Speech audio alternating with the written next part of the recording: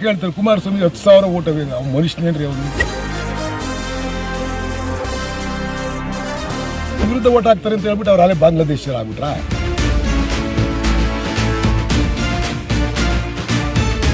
ಕೇಂದ್ರ ಸಚಿವರಾಗಿರ್ತಕ್ಕಂಥವ್ರು ಅವರು ಅಟ್ಲೀಸ್ಟ್ ಒಂದ್ಸರಿ ಅವ್ರು ಮಾತಾಡಿರೋ ಮಾತಿಗೆ ತೂಕ ಇರಬೇಕು, ಬೆಲೆ ಇರಬೇಕು.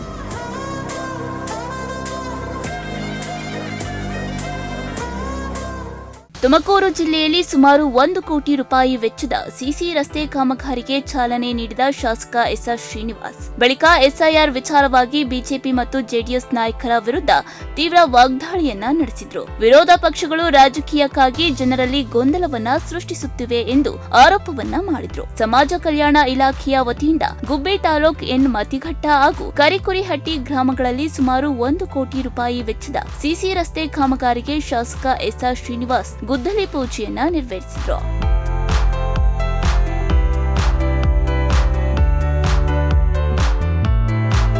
ಬಳಿಕ ಶಾಸಕ ಎಸ್ಆರ್ ಶ್ರೀನಿವಾಸ್ ಮಾತನಾಡಿ ಎಸ್ಐಆರ್ ವಿಚಾರದಲ್ಲಿ ವಿರೋಧ ಪಕ್ಷಗಳ ನಿಲುವು ದ್ವಂದ್ವಮಯವಾಗಿದೆ ಎಂದು ಟೀಕಿಸಿದ್ರು.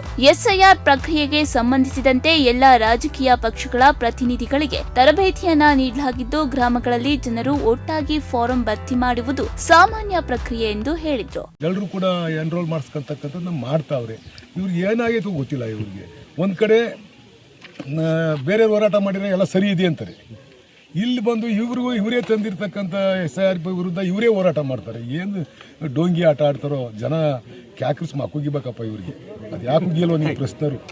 ಸುಮ್ಮನೆ ನಾವು ಹೇಳಿದ್ದೆಲ್ಲ ಕೇಳ್ಕೊಂಡು ಹೋಗ್ಬಿಟ್ರೆ ಹೆಂಗೆ ನೀವು ಪ್ರಶ್ನರು ಉಗಿಬೇಕಲ್ವ? ನಾನು ತಪ್ಪು ಹೇಳಿದಾಗ ನೀವು ಉಗಿಬೇಕಲ್ವ? ಯಾಕೆ ಹಿಂಗೆ ಹೇಳ್ತೀಯ ಅಂತಾನೆ. 1-2 ಸಾರಿ ಉಗಿರಿ, ತಿರ್ಗಾ ಹೇಳಕ್ಕೆ ಬರಲ್ಲ. ಯಾಕೆ ಹೇಳ್ತಾರೆ ಕುಮಾರಸ್ವಾಮಿ 10,000 ಓಟ್ ಮನುಷ್ಯನೇನ್ರಿ ಅವನು? 10,000 ಓಟ್ ಇವ್ನಿಗೆ ನಿಂತ ಓಟ್ ಹಾಕಿದ್ವಾಗ ಅವರು ಸರಿಯಾಗಿದ್ರು, ಬಾಂಗ್ಲಾದೇಶದವರಲ್ಲ. ಈಗ ಇವ್ರ ವಿರುದ್ಧ ಓಟ್ ಹಾಕ್ತಾರೆ ಅಂತ ಹೇಳ್ಬಿಟ್ಟು ಅವ್ರು ಅಲ್ಲೇ ಬಾಂಗ್ಲಾದೇಶ ಆಗ್ಬಿಟ್ರಾ? ಒಬ್ಬ 2 ಸಾರಿ ಮುಖ್ಯಮಂತ್ರಿ ಆಗಿರ್ತಕ್ಕಂಥವ್ರು, ಕೇಂದ್ರ ಸಚಿವರಾಗಿರ್ತಕ್ಕಂಥವ್ರು, ಅವರು ಅಟ್ಲೀಸ್ಟ್ ಒಂದ್ಸರಿ ಅವ್ರು ಮಾತಾಡಿರೋ ಮಾತಿಗೆ ತೂಕ ಇರಬೇಕು, ಬೆಲೆ ಇರಬೇಕು. ಆ ರೀತಿ ಮಾತಾಡಬೇಕು. ನಾನು ವಿರೋಧ ಪಕ್ಷದಲ್ಲಿ ಯಡಿಯೂರಪ್ಪ ಬಿಟ್ಟರೆ ತೂಕವಾಗಿ ಮಾತಾಡ್ತಕ್ಕಂಥ ವ್ಯಕ್ತಿಗಳೇ ಕಾಣ್ತಾ ಇಲ್ಲ. ಈಗ ಇರೋರೆಲ್ಲ ಒಬ್ಬೊಬ್ಬರು ಥರ ಬಯಲಾಡ್ತಾರೆ. ಬಯಲಾಟ ಆಡುವ ಆಟಕ್ಕೆ ಕರೆಕ್ಟಾಗಿ ಅವರಿಗೆ ನಾಯಕರು ವಿರೋಧ ಪಕ್ಷ. ಮಾಜಿ ಮುಖ್ಯಮಂತ್ರಿ ಎಚ್.ಡಿ. ಕುಮಾರಸ್ವಾಮಿ ಅವರ ಹೇಳಿಕೆಗಳನ್ನ ಉಲ್ಲೇಖಿಸಿದ ಶಾಸಕ, ಚುನಾವಣೆಯ ವೇಳೆ ಮತದಾರರನ್ನ ಒಪ್ಪಿಕೊಂಡವರು ಈಗ ಅದೇ ಮತದಾರರ ಬಗ್ಗೆ ಅನುಮಾನ ವ್ಯಕ್ತಪಡಿಸುವುದು ಸರಿಯಲ್ಲ ಎಂದು ಟೀಕೆಯನ್ನ ಮಾಡಿದ್ದಾರೆ. ವಿರೋಧ ಪಕ್ಷಗಳ ಕೆಲ ನಾಯಕರು ಜವಾಬ್ದಾರಿಯುತವಾಗಿ ಮಾತನಾಡಬೇಕು ಎಂದು ಹೇಳಿಕೆಯನ್ನ ಕೊಟ್ಟಿದ್ದಾರೆ. ಎಸ್ಐಆರ್ ಮ್ಯಾಪಿಂಗ್ನಲ್ಲಿ 98.7% ಮತದಾರರ ಮಾಹಿತಿ ಪರಿಶೀಲನೆಯಾಗಿದ್ದು, ಉಳಿದವರ ಮಾಹಿತಿಯೂ ಕೂಡ ಪರಿಶೀಲನೆಯ ಹಂತದಲ್ಲಿದೆ ಎಂದು ತಿಳಿಸಿದ್ದಾರೆ. ರಾಜ್ಯ ಸರ್ಕಾರ ಈ ಪ್ರಕ್ರಿಯೆಯನ್ನ ಸೂಕ್ಷ್ಮವಾಗಿ ಗಮನಿಸ್ತಾ ಇದ್ದು, ಜನರಲ್ಲಿ ಅನಗತ್ಯ ಗೊಂದಲ ಸೃಷ್ಟಿಸಬಾರದು ಅಂತ ಹೇಳಿಕೆಯನ್ನ ಕೊಟ್ಟಿದ್ದಾರೆ. ಮಾಡೋದಕ್ಕೆ ಮೊದಲೇ BLA ಅಂತ ಮಾಡಿಬಿಟ್ಟು ಪ್ರತಿ ಪಕ್ಷದ ಒಬ್ಬೊಬ್ಬರನ್ನ ನೇಮಿಸಿದ್ದಾರೆ. ಆ ನೇಮಿಸಿ ಅವ್ರಿಗೂ ಕೂಡ ಟ್ರೈನಿಂಗ್ ಕೊಟ್ಟಿದ್ದಾರೆ. ಆ ಟ್ರೈನಿಂಗ್ ಕೊಟ್ಟಿರೋ ಉದ್ದೇಶ ಏನು?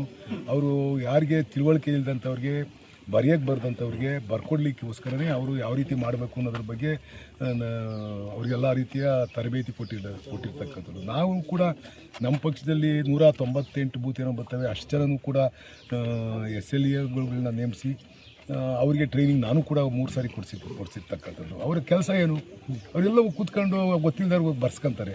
ಈಗ ನನಗೆ ಫಾರಮ್ ಒಂದು ಊರಿಗೆ ಬಂದರೆ ಈ ಊರಿಗೆ ಕೊಟ್ಟು ಅಂತಂದರೆ ಊರಾಗ ಎಲ್ಲರೂ ಸೇರ್ಕೊಂಡು ಒಂತವಳೆ ಬರೀತಾರೆ. ನನಗೆ ಗೊತ್ತಿರಲ್ಲ ಅಂತ ಇನ್ನೊಬ್ರು ಹೇಳ್ತಾರೆ, ಇನ್ನೊಬ್ರಿಗೆ ಗೊತ್ತಿರಲ್ಲ ಅಂತ ಮತ್ತೊಬ್ಬರಿಗೆ ಗೊತ್ತಿರೋದು ಇನ್ನೊಬ್ರಿಗೆ ಗೊತ್ತಿರಲ್ಲ. ಅದರಿಂದ ಎಲ್ಲ ಕೂತ್ಕೊಂಡು ನೋಡ್ಕೊಂಡು ಸರಿಯಾದ ರೀತಿಯಲ್ಲಿ ಅದನ್ನು ಫಿಲ್ ಮಾಡಬೇಕಾಗುತ್ತೆ, ಮಾಡ್ತಾರೆ. ಅದ್ರಾಗ ಏನು ಅಪರಾಧ ಏನೈತೆ ಅನ್ನೋದು ಗೊತ್ತಾಗ್ತಾ ಇಲ್ಲ. ಇವರು ಮ್ಯಾಪಿಂಗ್ ಮಾಡಿದಾಗ 98.7% ಎಲ್ಲ ಜಿನಿಯನ್ನು ಮತದಾರರು ಅಂತ ಕೊಟ್ಟಿರ್ತಕ್ಕಂಥದ್ದು. ಈಗ 98.7% ಜಿನಿಯನ್ ಮತದಾರರು, ಇನ್ನು 1.3% ಮತದಾರರು ಮಾತ್ರ ಅವರಿನ್ನೂ ಐಡೆಂಟಿಫೈ ಆಗಿಲ್ಲ ಅಂತ ಕೊಟ್ಟಿರ್ತಕ್ಕಂಥದ್ದು ಮ್ಯಾಪಿಂಗ್ ಮಾಡಿದಾಗ. ಅಲ್ಲಿಗೆ ಇಲ್ಲಿರ್ತಕ್ಕಂಥವ್ರು ಕರ್ನಾಟಕ ರಾಜ್ಯದಲ್ಲಿ ಇರ್ತಕ್ಕಂಥ ಮತದಾರರೆಲ್ಲರೂ ಕೂಡ ಕರೆಕ್ಟಾಗಿದೆ ಇರ್ತಕ್ಕಂಥದ್ದು ಐತಲ್ವಾ? ಅಲ್ಲಿ ಏನು ಗೊಂದಲ ಐತೆ? ಇವ್ರಿಗೆ ಏನು ನೋವಾಗೈತೋ ಗೊತ್ತಿಲ್ಲ. ಇವ್ರಿಗೆ ಈಗ ಇದರಲ್ಲಿ ಬಿಹಾರದಲ್ಲಿ, ಪಶ್ಚಿಮ ಬಂಗಾಳದಲ್ಲೆಲ್ಲ ಮಾಡಿರಲ್ಲ, ಹಂಗೆ ಮಾಡೋಕ್ಕಾಗ್ತಾ ಇಲ್ಲ ಅಂತ ಹೇಳ್ಬಿಟ್ಟು ಅವ್ರಿಗೆ ನೋವು ಇದೆ ಅಷ್ಟೇ. ಅಲ್ಲೇನು ಮಾಡಿರು, ಯಾರ್ಯಾರು ಕಾಂಗ್ರೆಸ್ BJP ಹಾಕಲ್ವ ಅವರೆಲ್ಲ ಓಟ್ ತೆಗೆದುಬಿಟ್ರು. ಹಂಗೆ ತೆಗಿಲಿಕ್ಕೆ ಇಲ್ಲ, ಅವಕಾಶ ಇಲ್ಲ. ಇಲ್ಲಿ ಕಾಂಗ್ರೆಸ್ ಪಕ್ಷ ಅಧಿಕಾರ ಇರೋದ್ರಿಂದ ನಮ್ಮ ಪಕ್ಷದವರು ಸೀರಿಯಸ್ ಆಗಿ ನೋಡ್ಕೊತಾ ಇರೋದ್ರಿಂದ ಮತ್ತು ಎಲ್ಲ ಕಡೆ ಪ್ರಚಾರ ಕೊಟ್ಟಿರೋದ್ರಿಂದ ಎಲ್ಲರೂ ಜನ ಬುದ್ಧಿವಂತರಾಗಿವ್ರೆ. ನಮ್ಮಲ್ಲಿ ಗ್ಯಾರಂಟಿ ಯೋಜನೆಗಳಲ್ಲಿ ಸ್ಕೀಮ್ಗಳು ಕೊಡ್ತಾಯಿದ್ದೀವಿ. ಸಪೋಸ್ ಏನಾದರೂ ಅವ್ರಿಗೆ ವೋಟರ್ ಐ ಡಿ ಇಲ್ಲ ಅಂತಂದರೆ ಅವ್ರ ಗ್ಯಾರಂಟಿ ನಿಂತು ಹೋಗುತ್ತೆ. ಅದಕ್ಕೆ ಆ ಭಯದಲ್ಲಿ ಎಲ್ಲರೂ ಕೂಡ ಎನ್ರೋಲ್ ಮಾಡಿಸ್ಕೊತಕ್ಕಂಥದ್ದು ಮಾಡ್ತಾವ್ರೆ. ಇವ್ರಿಗೆ ಏನಾಗೈತೆ ಗೊತ್ತಿಲ್ಲ. ಇವ್ರಿಗೆ ಒಂದು ಕಡೆ ಬೇರೆ ಹೋರಾಟ ಮಾಡಿದರೆ ಎಲ್ಲ ಸರಿ ಇದೆ ಅಂತಾರೆ, ಇಲ್ಲಿ ಬಂದು ಇವರೇ ತಂದಿರ್ತಕ್ಕಂಥ SIR ವಿರುದ್ಧ ಇವರೇ ಹೋರಾಟ ಮಾಡ್ತಾರೆ. ಏನು ಡೋಂಗಿ ಆಟ ಆಡ್ತಾರೋ ಜನ ಕ್ಯಾಕ್ರಿಸ್ ಕುಗಿಬೇಕಪ್ಪ ಇವ್ರಿಗೆ. ಅದು ಯಾಕೆ ಉಗಿಯಲ್ವ ನೀವು ಪ್ರಶ್ನರು? ಸುಮ್ಮನೆ ನಾವು ಹೇಳಿದ್ದೆಲ್ಲ ಕೇಳ್ಕೊಂಡು ಹೋಗ್ಬಿಟ್ರೆ ಹೆಂಗೆ ನೀವು ಪ್ರಶ್ನರು ಉಗಿಬೇಕಲ್ವ? ನಾನು ತಪ್ಪು ಹೇಳಿದಾಗ ನೀವು ಉಗಿಬೇಕಲ್ವ? ಯಾಕೆ ಹಿಂಗೆ ಹೇಳ್ತೀಯ ಅಂತಾನೆ. 1-2 ಸಾರಿ ಉಗಿರಿ, ತಿರ್ಗಾಗಿ ಹಿಂಗೆ ಹೇಳಕ್ಕೆ ಬರಲ್ಲ. ಯಾಕೆ ಹೇಳ್ತಾರೆ? ಕುಮಾರಸ್ವಾಮಿ 10,000 ಓಟ್ ಅವ್ನು ಮನುಷ್ಯನೇನ್ರಿ ಅವನು? 10,000 ಓಟ್ ಇವ್ನಿಂತ ಓಟ್ ಹಾಕಿದ್ದಾಗ ಅವರು ಸರಿಯಾಗಿದ್ರು, ಬಾಂಗ್ಲಾದೇಶದವರಲ್ಲ. ಈಗ ಇವ್ನ ವಿರುದ್ಧ ಓಟ್ ಹಾಕ್ತಾರೆ ಅಂತ ಹೇಳ್ಬಿಟ್ಟು ಅವ್ರು ಅಲ್ಲೇ ಬಾಂಗ್ಲಾದೇಶರು ಆಗ್ಬಿಟ್ರಾ? ಒಬ್ಬ 2 ಸಾರಿ ಮುಖ್ಯಮಂತ್ರಿ ಆಗಿರ್ತಕ್ಕಂಥವ್ರು, ಕೇಂದ್ರ ಸಚಿವರಾಗಿರ್ತಕ್ಕಂಥವ್ರು, ಅವರು ಅಟ್ಲೀಸ್ಟ್ ಒಂದು ಸಾರಿ ಅವ್ರು ಮಾತಾಡಿರೋ ಮಾತಿಗೆ ತೂಕ ಇರಬೇಕು, ಬೆಲೆ ಇರಬೇಕು. ಆ ರೀತಿ ಮಾತಾಡಬೇಕು. ನಾನು ವಿರೋಧ ಪಕ್ಷದಲ್ಲಿ ಯಡಿಯೂರಪ್ಪ ಬಿಟ್ಟರೆ ತೂಕವಾಗಿ ಮಾತಾಡ್ತಕ್ಕಂಥ ವ್ಯಕ್ತಿಗಳೇ ಕಾಣ್ತಾ ಇಲ್ಲ. ಈಗ ಇರೋರೆಲ್ಲ ಒಬ್ಬೊಬ್ಬರು ಥರ ಬಯಲಾಡ್ತಾರೆ. ಬಯಲಾಟ ಆಡುವ ಆಟಕ್ಕೆ ಕರೆಕ್ಟಾಗಿ ಅವ್ರಿಗೆ ನಾಯಕರು ವಿರೋಧ ಪಕ್ಷದಾಗಿರೋರು. ಈ ಸಂದರ್ಭದಲ್ಲಿ ದೇವರಾಜು, ಸಿದ್ದರಾಜು, ದಿನೇಶ್, ಗುತ್ತಿಗೆದಾರ ರವಿ, ಹೇಮಂತ್, ದೇವರಾಜು ಸೇರಿದಂತೆ ಹಲವು ಮುಖಂಡರು ಉಪಸ್ಥಿತರಿದ್ದರು. ಸಂಜಯ್ ಕೊಪ್ಪ, ಪ್ರಗತಿ ಟಿವಿ, ಗುಬ್ಬಿ.